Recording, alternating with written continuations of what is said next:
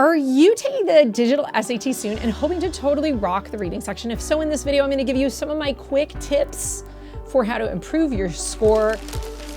A little about me, I have been coaching this test for an embarrassing number of years. I have helped coach students to perfect scores on the test, and I've also designed a full-scale digital SAT online course that you can check out at SupertutorTV.com. So I live and breathe this test. I spend hours a day writing questions, revising questions, totally into it. So I'm gonna share some of my insights with you guys today. You can also check out more about us at SupertutorTV.com. We've got super seminars coming up. Those are special seminars for people who just want super high scores and a group class doesn't work for them because they only want a little bit of a bump. You can also find us on social media. And as always, we have a blog that goes with this video if you want to read these tips instead of watch. Tip number one, don't cherry pick words you recognize. For whatever reason, I think many high school students are used to taking multiple choice tests at school where the protocol is prove that you read. SAT, totally different test. It's an open book test. They're not trying to prove that you read, and therefore recall questions are extremely rare on the SAT. Most of the time you're asked to analyze. And when you analyze, it's not just about recognizing things. We're so used to these recognition types of tests that are prove that you read, prove that you remember something. That's not this test at all. What is it instead? It's a test where you have to understand ideas and really digest the questions. So what I want you to do is do not prefer answer choices just because the specifics match specifics that you know you remember and read. I call that cherry picking. You take a few words up here. Oh, I read those in the passage. Oh, there's a few words in the answer choice. Oh, I recognize those, and everything seems really confusing. So I see two things I recognize. I'm just going to pick that and cross my fingers and hope for the best. Total mistake. Okay, don't do that. Here is an example. Let's take a look at an example. So this is a question from the College Board Digital SAT database, from an Edgar Allan Poe story. It says here, during a pedestrian trip last summer through one or two of the river counties of New York, I found myself as the day declined somewhat embarrassed about the road I was pursuing.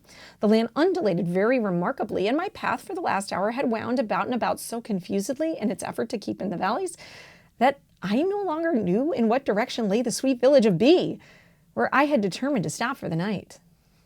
So he does not know where the village he was going to sleep is. Right? Uh-oh, what's happening? The narrator remembers a trip he took and admits to getting lost. Oh, that sounds pretty good. This is what I call a paraphrase. Notice what word is not up here at all. The word lost. This is the idea, but it's not the exact word. That's what a right answer choice often looks like on the SAT. Get used to paraphrasing. Paraphrasing means it's not the same words. Now we're going to take a look at a cherry pick. Look at this. River counties. Okay. The narrator recalls fond memories of a journey that he took through some beautiful river counties. River counties, river counties. Oh, look, I read that word. Yay, it's right. No, it isn't. My big point here is just because you recognize a word or two, don't get hung up on those. Be comfortable with this idea of answering the question with a paraphrase, and you're going to be in good shape. Number two, find keywords is my next tip. What kind of keywords am I going to talk about today? Transitions, contrast, and comparison words.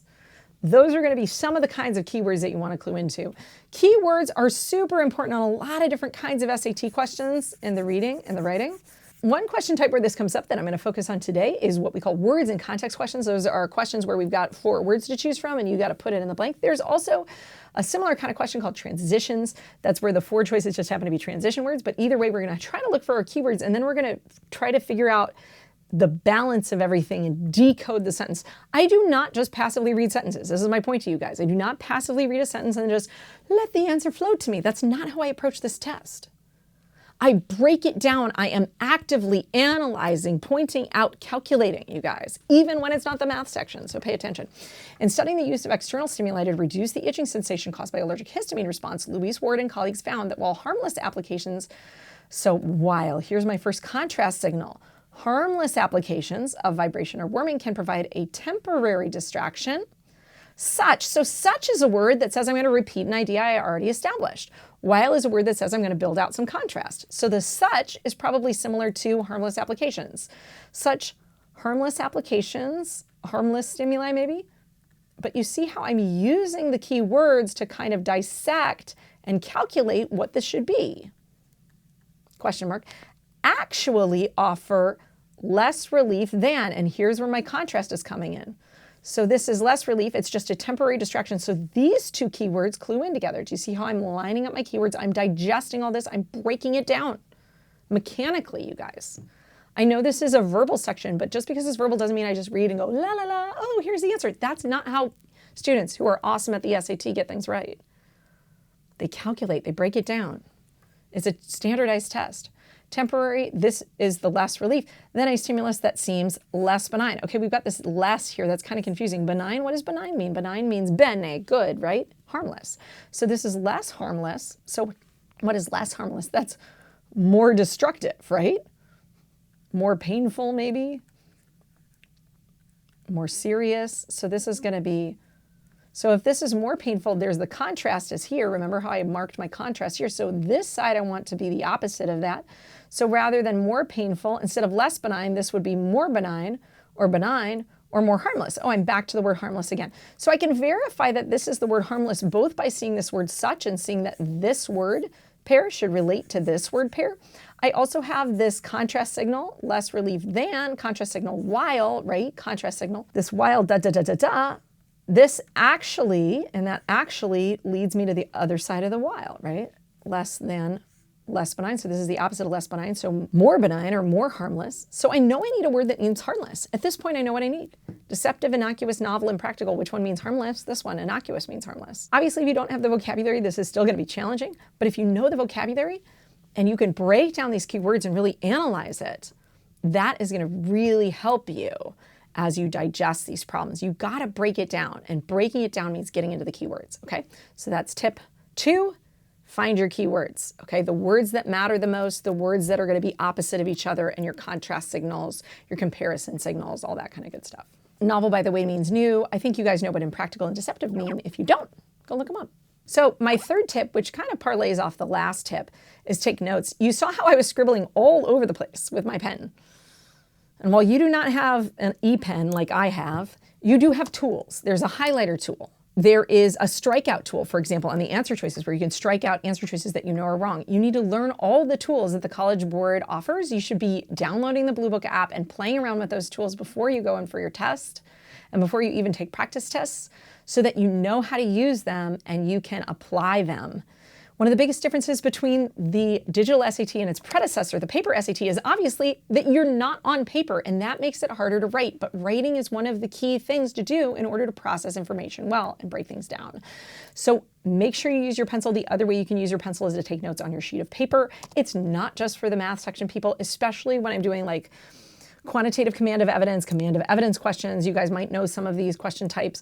Even in that question that I just did, I want to be writing down my notes, processing what is benign. I'm going to write down less benign so that I really focus on it. I say, what is less benign? The opposite of less benign would be more benign. Okay, what's more benign? That's more harmless, right? I'm calculating this out, and taking notes is a way I can do that. So whether it's on-screen tools or whether it's the pencil in your pocket, make sure you take notes. Tip number 4, focus on the question for bullet points. So one of the crazy tips that some of my peers in the tutoring community think is like such a good tip that it feels like cheating and it's unfair that students who don't have tutors don't know this. I'm going to tell you that tip right now. And that is focus on the question when you have bullet point questions. What are bullet point questions? They're sometimes called rhetorical strategy questions. About 95% of the time on these questions, you pretty much can get it right without reading the bullet points at all, at least so far with all the examples the College Board has sent. And I hope the College Board changes this question so that's not true, so you actually have to engage with the text more. But here's the secret to at least where to start with these. I always say verify, because there have been a couple questions where you did need to look back, but 90% of the time you don't. So this is what I always do first. Focus on the question. The student wants to provide an explanation and an example of Oliveros's sonic meditations, which choice most effectively uses relevant information to accomplish the goal. So these are my keywords. I need an explanation and an example. I'm looking for those two things. If I have those two things, it's right. If I don't, it's wrong.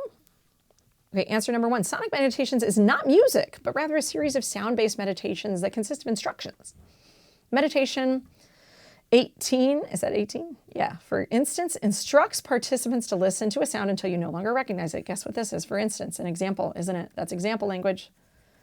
Guess what this is? A definition. Guess what a definition is? It's an explanation. Boom, boom, I got it. This is probably right. I'm going to look at the second one. Oliveros created Sonic Meditations, a series of meditations that consist of instructions for participants to make, imagine, listen to, or remember sounds. So this is an explanation, right? But look what I don't have. I don't have this, for instance. I don't have the example, worse than A. C, walk so silently that the bottoms of your feet become ears, is one example of the instructions. Guess what I have here? One example. Guess what I don't have? An explanation, right? And half right's not right. D, while both meditations consist of instructions, meditation 18 instructs participants to listen, where meditation 5 instructs them to walk. This is an example of 2 meditations, but it doesn't have an explanation. Wrong. And I'm done. Now, is it a good idea to double check it against the passage? Yeah, I should. And I'm going to put like a big check mark next to it. And if I have time at the end, after I finish everything else, I'll come back here. I'll read these bullet points and make sure that it resonates with it. But right now, I'm going to fly. I'm going to finish the test, and then I'm going to come back because there's a 95% chance I don't need this. I hope you guys like this video. If so, please give it a thumbs up. Subscribe to our channel if you haven't yet. If you like these tips and you want more of them, our digital SAT course online is the place to go. SupertutorTV.com is where you can check that out. It is 2024. We are in beta mode right now, and our beta pricing is a great discount off of our normal price that we charge for our course. So definitely go and check that out. Thanks for watching, guys. Private tutoring, essay consulting, whatever it is you need, head to our website. Thanks for watching.